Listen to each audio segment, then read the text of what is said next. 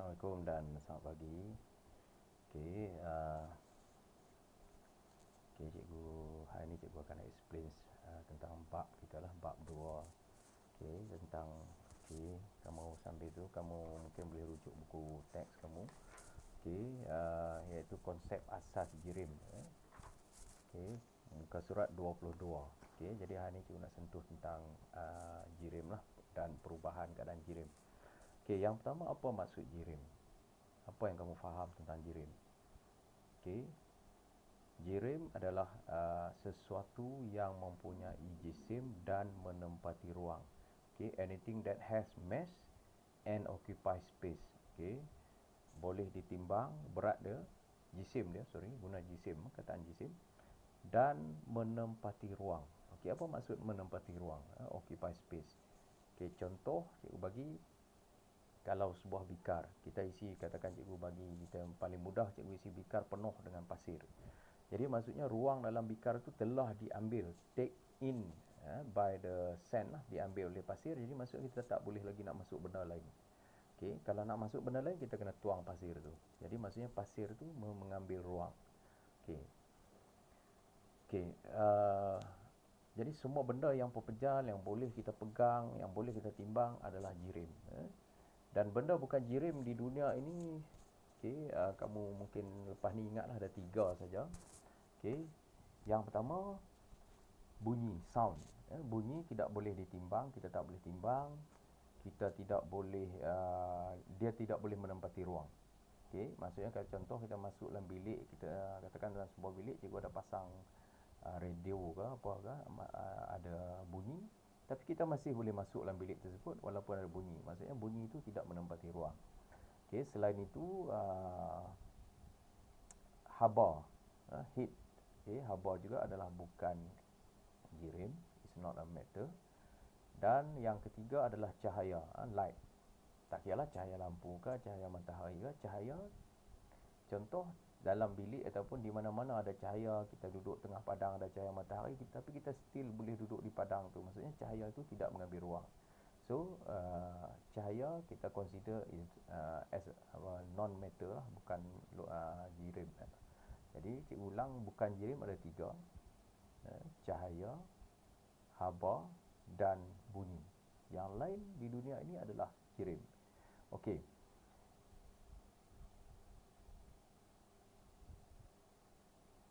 Okey. Kemudian kalau kamu merujuk buku teks kita muka surat 25. Okey, perubahan jirim. Okey, jirim boleh wujud dalam 3 bentuk, 3 state of matter, iaitu cecair, cikgu start dengan pepejal lah. Pepejal, cecair dan gas. Okey. Okey, dan jirim boleh berubah bentuk antara 3 keadaan tersebut lah. Okey, mungkin kamu boleh rujuk ke buku teks muka surat 25. Okey, sebelum tu, okey, secara ringkas, perubahan pepejal kepada cecair kepada gas, proses itu ataupun arah yang cikgu tunjuk tu, dia memerlukan haba, menyerap haba. Maksudnya kita perlu panaskan dia. Kita mesti supply heat lah. Okey, kemudian arah yang bertentangan daripada gas kepada cecair dan kepada pepejal. Okey, proses ini semuanya adalah membebaskan haba, proses yang release heat energy. Maksudnya kita secara ringkas kita boleh kata proses yang kita lakukan penyejukan. Okey, sekarang tengok pada perubahan tadilah. Okey, cikgu terang secara ringkaslah perubahan. Kalau daripada pepejal kepada cecair, itu kita panggil peleburan, iaitu melting. Okey. Kemudian daripada cecair kepada gas, itu adalah pendidihan ataupun penyejatan. Okey, perbezaan dan persamaan pendidihan dan penyejatan ni, itu cikgu suruh kamu cari dah. Okey, nanti kita tengok, kita bincang kemudian lah. Hari ni cuma cikgu nak stick pada proses dahulu. Okey, kemudian ada juga proses yang daripada pepejal straight away menjadi gas, from solid to gas. Okey, proses ini adalah kita panggil pemejalwapan. ataupun sublimation. Okey, contoh cikgu bagi dalam kehidupan seharian kita, di rumah kita mungkin ada ubat yang kita beli apa, ubat halau lipas tu, mothball, orang Melayu kata ubat gegat. Kamu bubuh dalam lemari, beli hari ni besar lagi, bulat elok, mungkin lepas sebulan dia habis. Dia tak, baju kamu tak basah apa, sebab dia terus bertukar menjadi gas. Jadi proses itu adalah proses pemejalawapan. Okey, kemudian proses daripada arah bertentangan pula, daripada gas jadi cecair balik, itu adalah kondensasi. Contohnya gas di awan bertukar menjadi air hujan, condensation lah. Kemudian proses cecair bertukar menjadi pepejal, itu adalah pembekuan, freezing. Dan kita juga ataupun ada juga proses daripada gas terus menjadi pepejal. Tadi pepejal kepada gas terus. Okey, ini juga adalah, kalau dulu dia sebut sublimation juga. Tapi sekarang ni bahasa Melayu dia panggil pengendapan. Okey. Cikgu baru first time dengar perkataan ni, macam mengendap. Jadi bukan proses mengendap, dia proses pengendapan. Bahasa Inggeris nanti cikgu cek rasanya de-sublimation lah. Okey. Okey. Sebelum tu kita tengok. Okey. Yang ni ya. Kamu boleh refer pada muka surat 25 juga. Okey.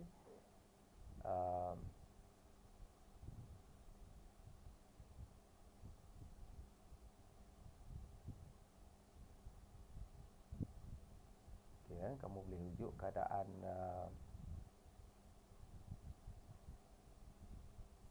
okey, kita tengok susunan zarah, ataupun kita apa boleh terang sedikitlah tentang zarah-zarah dalam pepejal, cecair dan gas. Okey. Dalam pepejal, zarah disusun secara padat ataupun rapat. Kamu boleh guna perkataan rapat, closely packed dan teratur, in orderly manner. Maksudnya dia not just rapat, tapi dia tersusun cantik. Okey, kemudian tenaga kinetik zarah adalah rendah. Ibarat macam kita duduk rapat-rapat, jadi kita susah nak bergerak. Jadi tenaga kinetik ni dia refer kepada pergerakan. Jadi dia pergerakan dia sikit sajalah. Ataupun kamu boleh kata dalam pepejal ni zarah-zarah bergetar. Okay, vibrate in a fixed position. Bergetar dalam kedudukan yang tetap. Kamu tak boleh kata zarah-zarah tidak bergerak. Salah. Okay. Kemudian daya tarikan antara zarah kuat. Macam kalau kita rapat tu, ataupun bila kita ada kawan yang rapat tu, hubungan kita dengan dia tu kuat lah. Jadi daya tarikan tu macam hubungan. Okey. Dalam cecair, zarah-zarah disusun secara masih padat atau rapat juga, boleh kata rapat, tetapi tidak teratur, ataupun kamu boleh kata tetapi agak bebas, ataupun freely moving. Kemudian tenaga kinetik zarah sederhana, boleh kata sederhana, ataupun kamu boleh kata lebih tinggi daripada pepejal lah, kurang daripada dalam gas. Dia dah boleh mula bergerak. Okey, daya tarikan adalah kuat tetapi kurang berbanding pepejal. Ataupun cikgu tahu paling mudah kata sederhana sebab dia tengah-tengah. Okey. Kemudian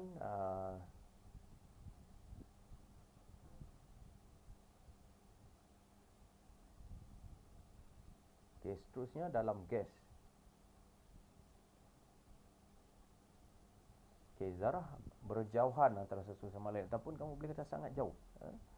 Far from each other, atau ada partikel far from each other. Kemudian saya nak tambah satu, dan mereka bergerak dengan secara rawak. Bergerak rawak, R-A-W-A-K, bukan lawak, rawak, randomly move.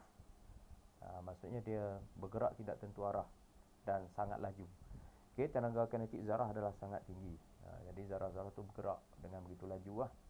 Sebab tu tenaga kinetik dia tinggi. Dan bila laju, bila jauh antara satu sama lain, jadi daya tarikan lemah.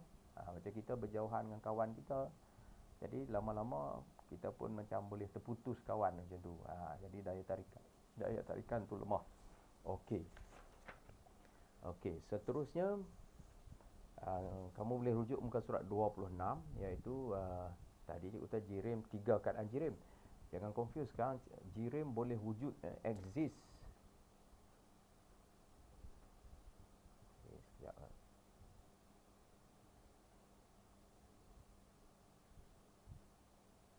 Okey, jirim boleh wujud dalam, sebenarnya kita boleh terus kata straight away kata jirim wujud dalam 3 keadaan, iaitu atom, molekul and ion. 3 sajalah. Okey, walaupun di sini cikgu pecahkan kepada unsur dan sebatian, yang tu kemudian cikgu explain kemudian lah. Okay, yang penting di sini hari ni kamu ingat dulu, jirim boleh wujud dalam bentuk atom. Atom ni maksudnya bagi semua logam ataupun bukan logam yang wujud secara bersendirian, unsur tu tak bergabung dengan unsur lain. Contoh karbon. Okey, kemudian iron tu, ferrum tu besi lah. Okey, zinc, Zn. Okey, dalam bentuk molekul ni biasanya adalah gas. Dia wujud secara kita kata double macam tu. Jadi O2 tu oksigen, N2 tu nitrogen, H2 tu hidrogen. Okey, dan bentuk seterusnya adalah ion lah. Okey, yang sebatian molekul tu pun samalah. Contohnya air, kalau yang sebatian tu kamu tengok dia ada H, ada O, maksudnya dia unsur yang berbeza bergabung. Kalau yang atas tadi, molekul yang atas tadi, unsur tu dia O dengan O, N dengan N. Jadi tu saja beza dia, sebatian dengan unsur. Okey, ion ni sebatian yang mempunyai charge, charge-ly particle. Okey, nanti kita bincang kemudian bila mungkin bab seterusnya. Okey, contoh cikgu bagi NaCl ni, ini garam biasalah, natrium klorida ataupun sodium chloride, garam table salt di rumah kita, kemudian plumbum 2 bromida. Okey, yang penting kamu ingat dulu unsur jirim boleh wujud dalam 3 bentuk, atom, molekul dan ion. Okey, seterusnya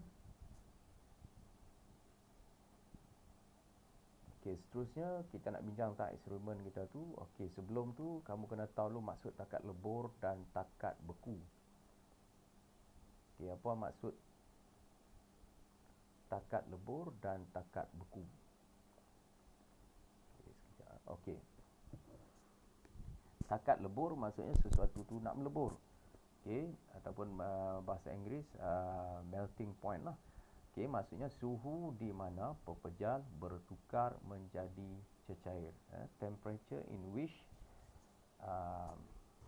solid turn to liquid. Okey, dan takat beku pula terbaliklah, sebaliknya suhu di mana cecair bertukar menjadi pepejal. Temperature in which liquid turn to solid. Okey, itu adalah maksud takat beku, takat lebur. Okey, setiap benda atau bahan di dunia ni dia memang ada takat lebur, takat beku yang tersendirilah, individual point tu. Contoh cikgu bagi, kalau contohlah kita selalu dah biasa dengan takat didih air. Air tulen, air suling mesti mendidih pada 100 darjah Celsius. Maksudnya bila kita panaskan air, bila capai suhu 100, dia mesti mendidih. Kalau tak mendidih, maksudnya air tu tidak tulen lagi. Okey.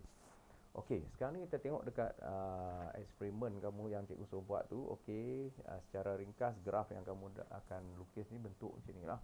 Okey, cikgu explain di sini.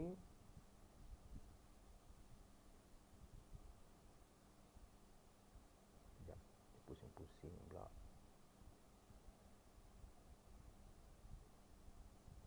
Okey. Ini adalah graf pemanasan. Jadi pemanasan mestilah kita bermula dengan pepejal, kemudian nak jadi cecair. Itu idea kita. Okey. Jadi peringkat kalau kamu tengok A ke B tu, dia ada gradient, dia condong tu. Bahagian ni maksudnya bahagian suhu makin lama makin meningkat. Okey. Jadi yang penting kamu ingat pada peringkat ini keadaan dia adalah pepejal sepenuhnya. Okey, kemudian when it come to bahagian yang mendatar tu adalah itulah kita punya takat lebur kita. Okey, bila takat lebur dia akan mendatar, ataupun lepas ni apa saja takat, any point lah, freezing point ke boiling point ke, graf dia mesti mendatar pada peringkat ini. Maksudnya tiada perubahan suhu. Okey.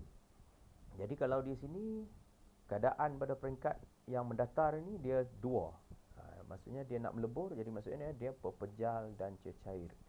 Okey, soalan selalu akan tanya kenapa pada peringkat ini, iaitu B to C ini, suhu tidak meningkat. Jadi lepas ni penerangan kamu, cikgu nak kamu ingatlah. Jadi haba yang diserap, haba tu kita tetap pemanasan tu masih berterusan, masih berjalan. Maksudnya kita bekalkan haba, heat supply is used. Haba yang dibekalkan digunakan untuk memutuskan ikatan, to overcome the forces ataupun the bonding among particle. Sebab daripada pepejal nak jadi cecair, dia kena putuskan ikatan baru dia boleh pergi jauh-jauh renggang-renggang jadi cecair tu. Jadi dia nak putuskan ikatan tu dia guna tenaga haba. So tenaga haba yang diserap digunakan untuk putuskan ikatan. Jadi temperature bacaan termometer tidak akan meningkat lah. Okay, Kemudian bila dah habis semua dah bertukar menjadi proses melting point ini ataupun proses peleburan ini lengkap. Jadi pepejal setelah habis bertukar menjadi cecair. Jadi C to D itu keadaan dia adalah semuanya adalah cecair. Maksudnya completely melt lah. Pepejal ni semua dah melebur. Jadi suhu makin meningkat semula. Okey, seterusnya proses yang okey, walaupun betulkan sekejap. Okey, ini graf. Sorry. Ini dah buat tadi.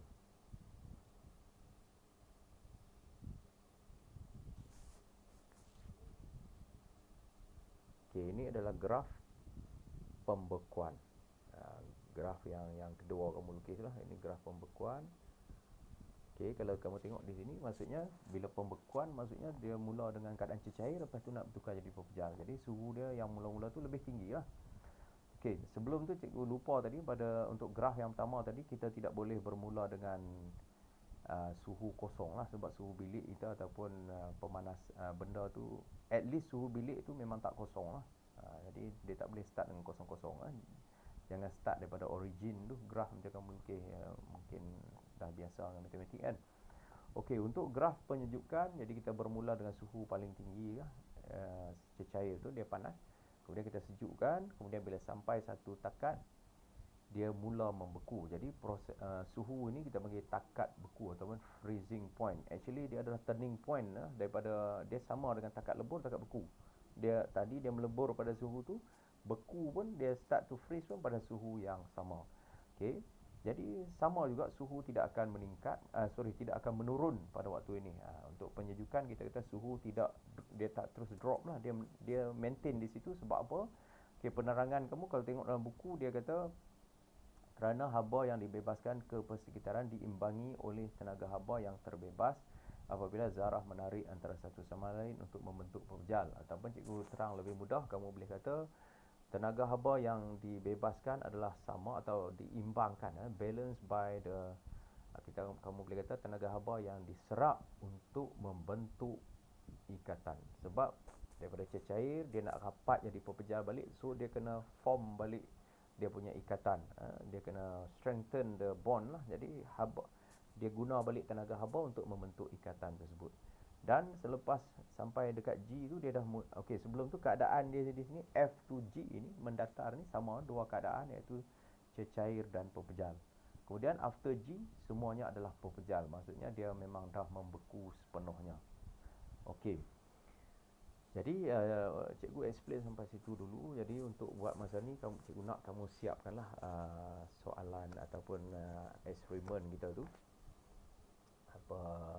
Kamu siapkan eksperimen, lukis graf, kemudian kamu jawablah, cuba jawab mentafsir data dan menjawab soalan perbincangan. Boleh refer buku teks ataupun dengar penerangan cikgu dia pun mungkin boleh faham.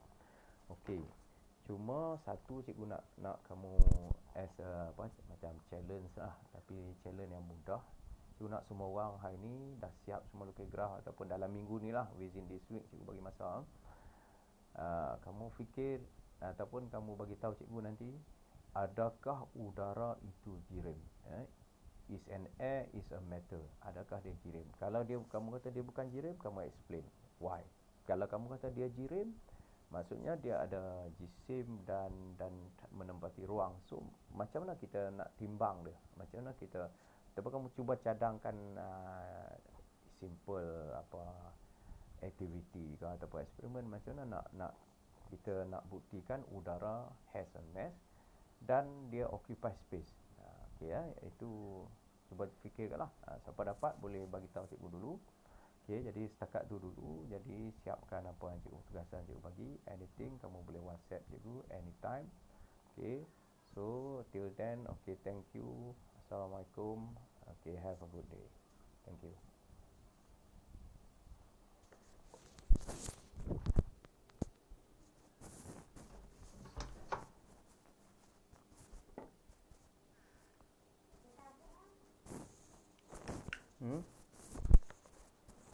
Adik boleh pergi mandi dah, pergi mandi dah. Pergi mandi. Mama senang. Sabar tengok mandi mama abang aku. Yalah, tapi kena mandi dah pun dah bersiap lah. Dah senang. Pergi mandi awal-awal tak apa. Dah senang. Apa adik?